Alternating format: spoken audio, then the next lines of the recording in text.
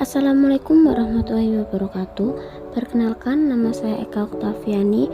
Saya dari kelas manajemen 2A1 NIM 212010100006. Di sini saya akan mempresentasikan tentang pemasaran internasional atau disebut pasar global dari materi subbab 12. Nah, untuk materi yang saya jelaskan nantinya yaitu tentang pertama, aspek-aspek pasar internasional, kedua, 3 kunci pendekatan memasuki pasar internasional, dan yang terakhir adalah strategi memasuki pasar internasional.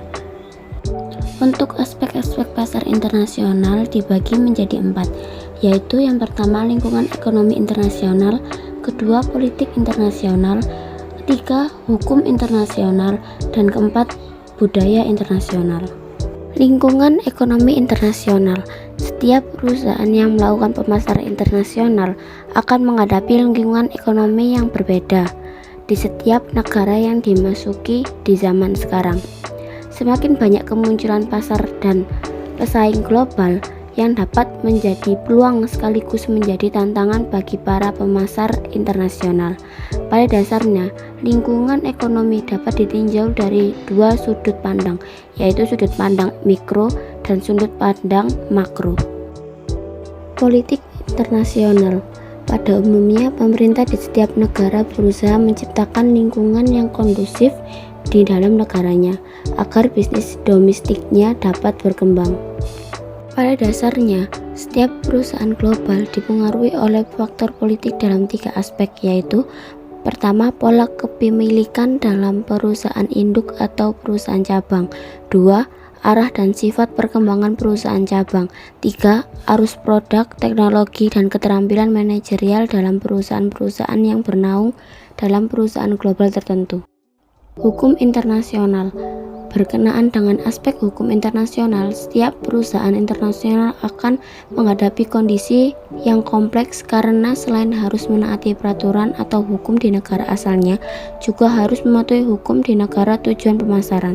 Sumber hukum negara-negara di dunia dapat dibedakan menjadi 2 sistem, yaitu common law atau hukum masyarakat, dan yang kedua civil or court law. Adapun jenis hukum internasional yang mengatur bisnis antar batas negara diantaranya Konvensi dan Fakta PBB, 2 Pedoman Perlindungan Konsumen PBB, 3 Pelindungan Properti, 4 Hukum-hukum regional.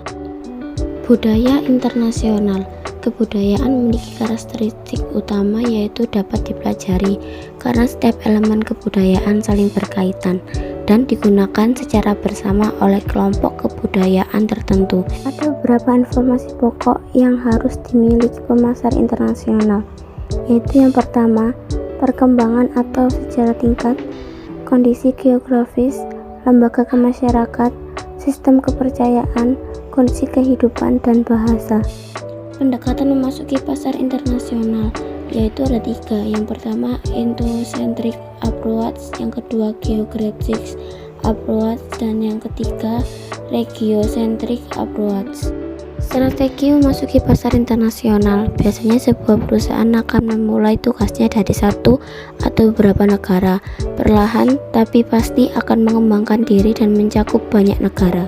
Proses pemilihan pasar sasaran dimulai dengan segmentasi pasar dan setelahnya yaitu memilih segmen yang paling sesuai untuk dilayani. Segmen pasar perlu memenuhi kondisi-kondisi berikut, yaitu dapat dijangkau, kedua dapat diukur, ketiga memberikan keuntungan, dan keempat memberikan perbedaan maksimum dalam strategi bersaing. Secara umum ada 4 macam cara memasuki pasar internasional, yaitu dengan cara ekspor, lisensi, usaha patungan, dan investasi langsung. Sekian dari saya, selebihnya mohon maaf bila ada salah kata. Wassalamualaikum warahmatullahi wabarakatuh.